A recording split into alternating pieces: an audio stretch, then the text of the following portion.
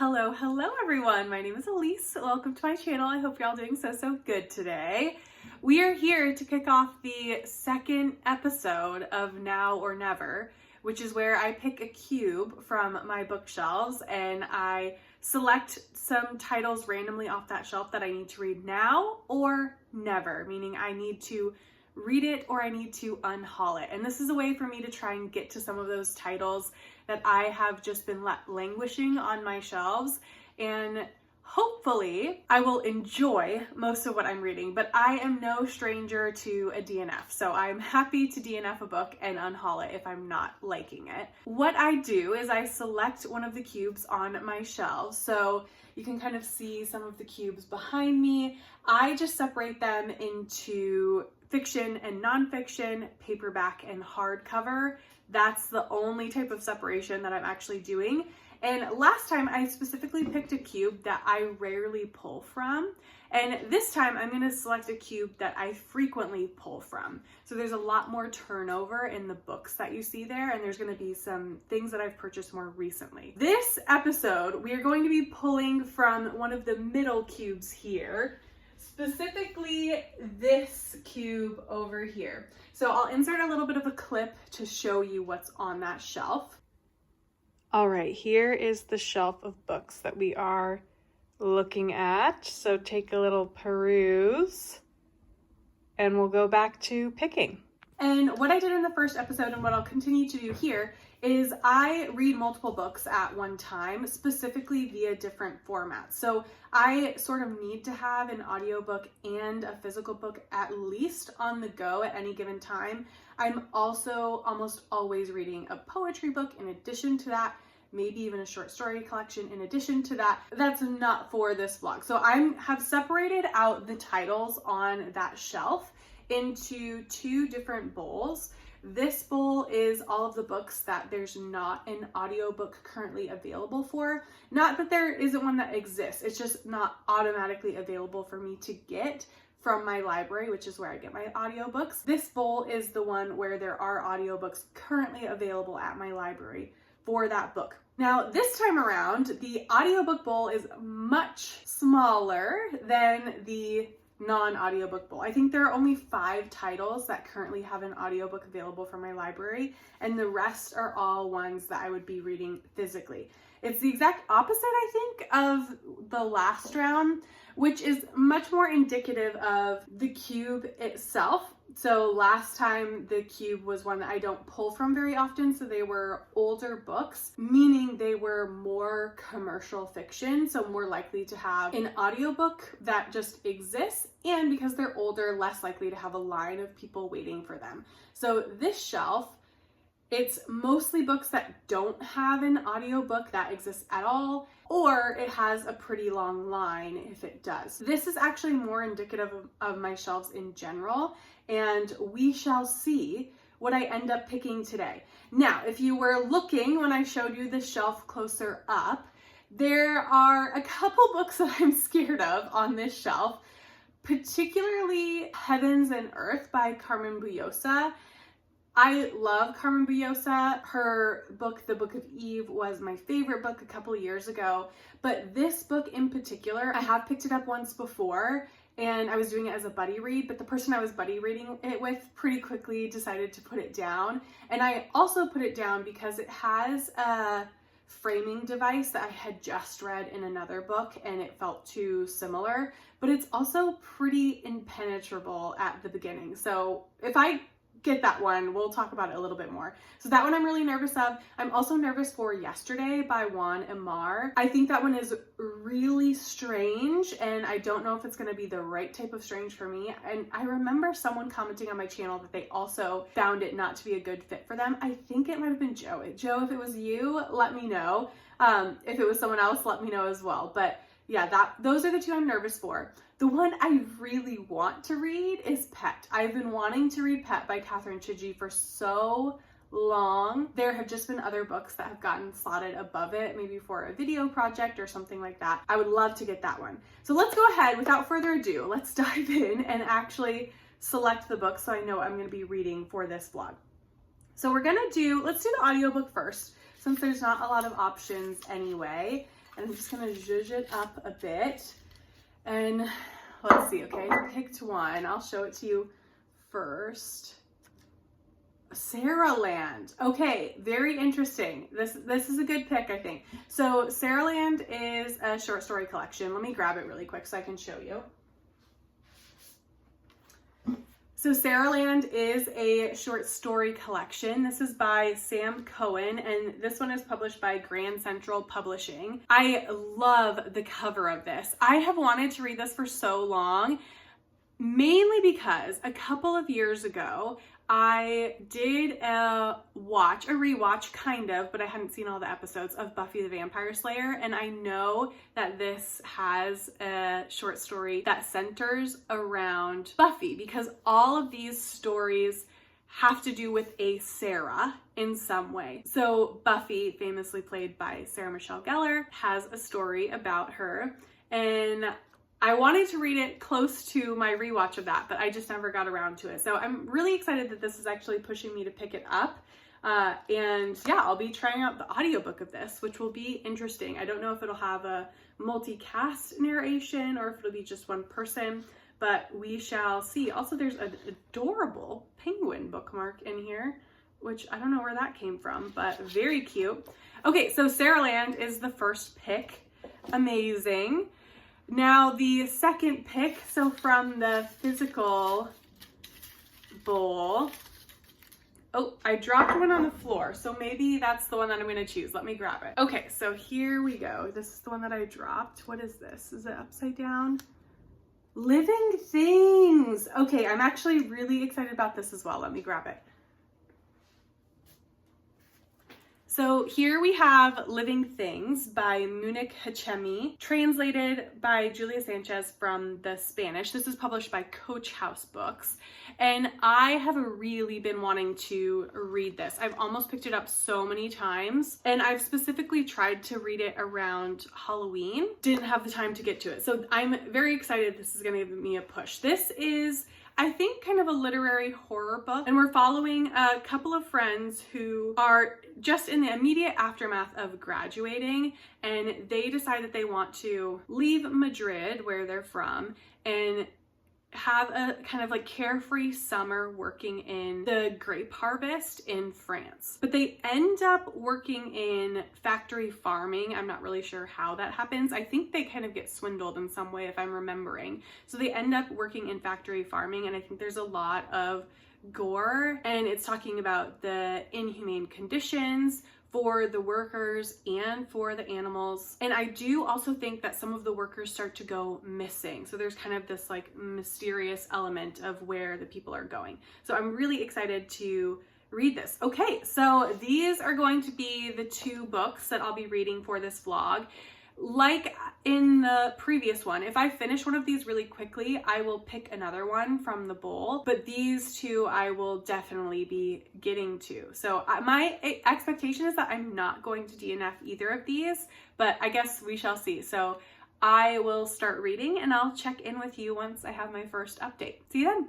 Update number 1 on Sarahland by Sam Cohen. This one's published by Grand Central Publishing, which is an imprint of Hachette, if I didn't mention that before. I can't remember now.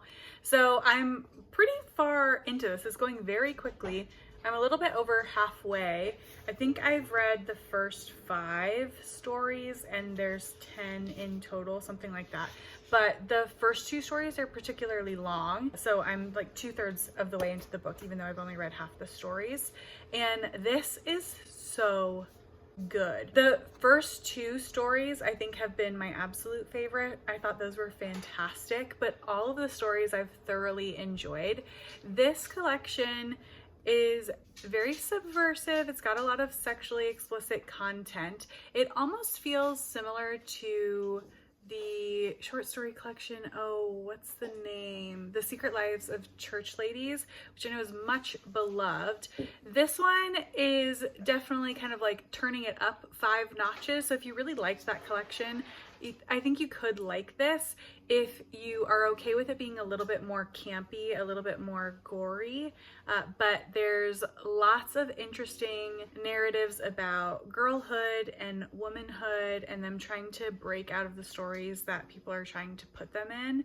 And in that way, it's really similar to The Secret Lives of Church Ladies. I'm excited to read the rest of it. And I'm sort of updating today because I think I'm gonna finish this later tonight. I have a long light rail journey ahead of me. So I'm probably going to finish the rest and then I'll update you on the collection as a whole, but thoroughly enjoying it so far. And I'll give you a little bit more specific info about some of my favorite stories after I finish and I know which ones those are. So that is my update on Sarahland really quick, and I'll see you when I finish it. Okay, update, and really more of a synopsis on Sarahland because I have finished it. I did indeed finish it on my long light rail journey, which I was expecting to. But when I last spoke to you about this, it's been a couple days, I was having such horrible brain fog, so I don't even remember what I said about this. Hopefully it was somewhat coherent. I'm gonna figure it out when I have to edit this video, but I'm gonna redo a little bit of a synopsis just in case it wasn't great, and then I'll give you my review. So this is a short story collection that all center around a Sarah or Sarahs in some way. I did think that there was a story about Buffy or a story about Sarah Michelle Gellar, the Sarah, who plays Buffy. But that is not necessarily the case. There are multiple stories that reference Buffy in this collection, and Sarah Michelle Gellar is also referenced in this collection, but in all different stories, and they're really just mentions, they're not about that themselves. Let's talk about this book. This is in fact a 5-star read. It was so fantastic. I absolutely loved my reading experience of it, and I read this on audio, and I would highly recommend the audiobook version if you like audiobooks. I tend to not want to do short story collections on audio because I can sometimes struggle to know when one story is fully ending and another one has begun. But this I did not have an issue with. The narrator for this was phenomenal. I will put them down below on the screen. They were so amazing to the point where I even looked up other audiobooks that they have done. Why can't I remember their name? I can't remember their name at all. And there were a couple that I'm interested in reading that they also narrate, so it definitely makes me want to get to them more. So really highly recommend the audiobook version. The characters were so distinct. She has such a good way of bringing a character to life through the tone that she's speaking in. She'll also change up the cadence that she speaks in. It was just so phenomenal. I was thoroughly impressed. One of the best audiobooks I think I've ever listened to. That's how good it was. Some of my favorite stories in here were retelling the story of Sarah in the Bible when she's struggling with infertility. That story was so good. Such an interesting take on that biblical story. I absolutely loved it. And I tend to love things that reimagine stories from the Bible through a more modern lens. The first story, the titular story called Sarahland, is about 3 Sarahs, in fact. And it's sort of about, it's almost like Heathers-esque, and it might even reference the Heathers in that story at one point. But that story is about these 3 Sarahs who become friends when they go off to college together, and they sort of form like this collective consciousness in a way.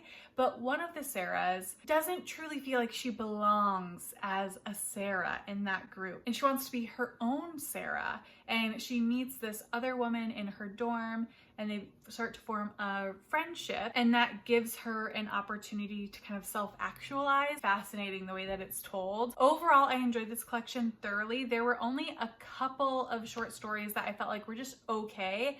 2 at most 3, but most of them I thought were absolutely phenomenal. And yeah, I just love this. This was such a good pick for me to get because I've been wanting to pick this up for so long. I just kept putting it off, and this finally made me get to it, and it was a 5-star read. And I love when you pick up a book that's been on your shelves for years and it's 5 stars, and you're like, this has just been waiting for me this whole time. It's part of why I love having a TBR.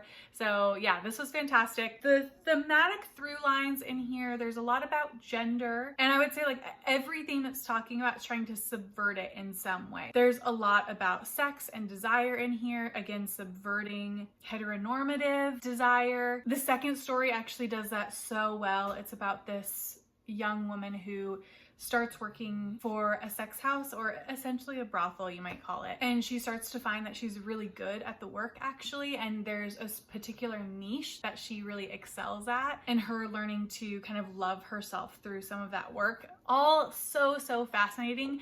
Again, I will caveat, this does have a lot of trigger warnings, like a lot, so I would recommend looking them up. I mean, just to name a few, there's suicide, there's self-harm, there's sexual assault, so please look up trigger warnings in advance. This is coming from a take where it's trying to like reclaim, the Sarahs are trying to like reclaim some of their identity after traumatic events by using kind of like a darkly humorous tone. So that's a little bit of what you have in store for the tone of this book. But yeah, it's so fantastic.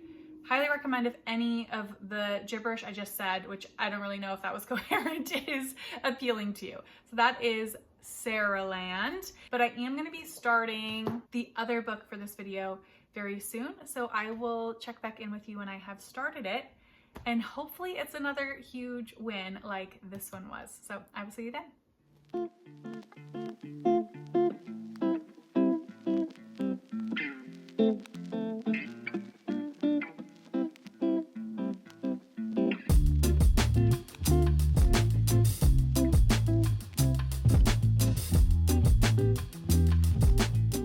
All right, quick little update. I say quick, I hope it's quick, who really knows? But I have started Living Things, and I think in the intro I might have mispronounced his name again, which I know I've done before.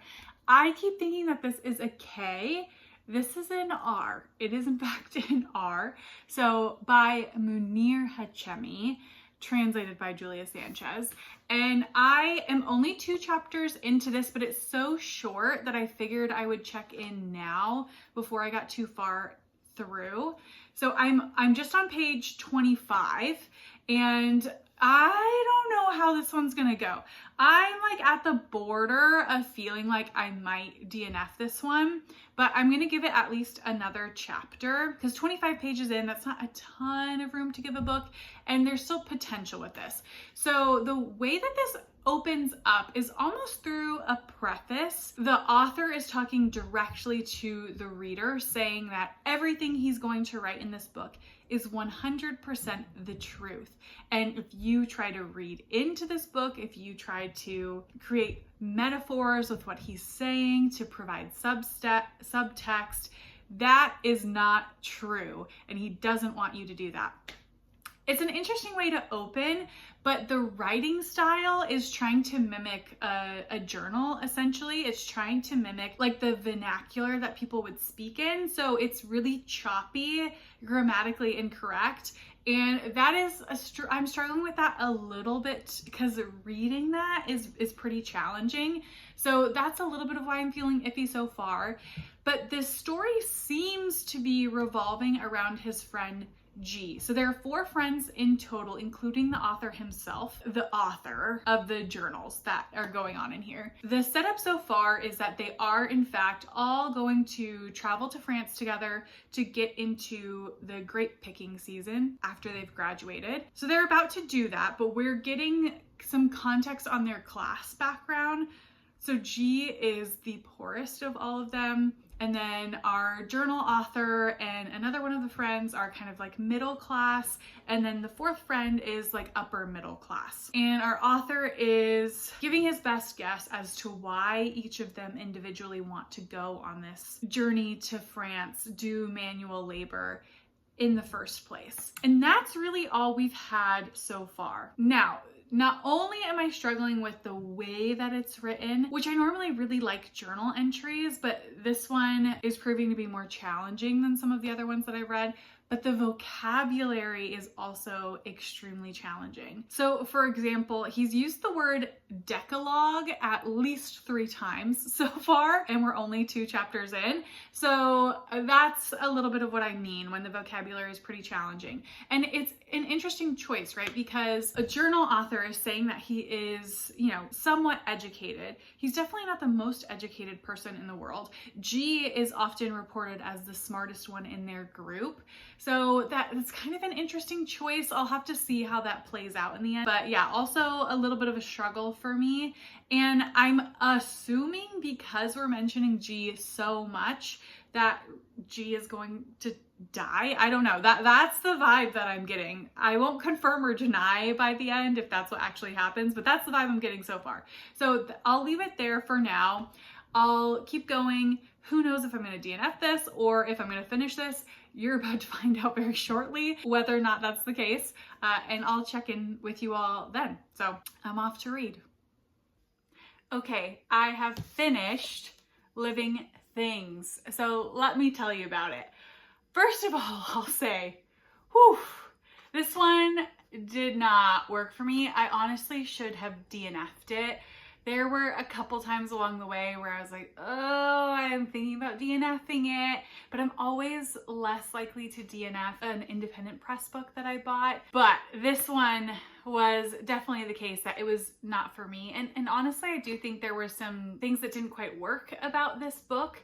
So let me tell you a little bit more so you can decide for yourself if this would be a book for you. Like I spoke about in the last clip, this is told in a series of journal entries, although the journal entries are like kind of just divided up by chapters. And the first almost half of the book, maybe the first like 50, 60 pages, this book is only 140 pages, is almost like a precursor to the actual story that's going on. That's a little bit of why I talked about it felt like a preface in the beginning, because the narrator, who shares the same name as the author, is setting up the rules of this story that he's trying to tell us. And basically the rules are, don't read into anything. When we finally get to the story, so when all 4 of the boys arrive at Le Camping, which is the campground that they're staying in while they're trying to get into this farming work, they start working for a very sketchy company called Ast. The conditions are really horrific.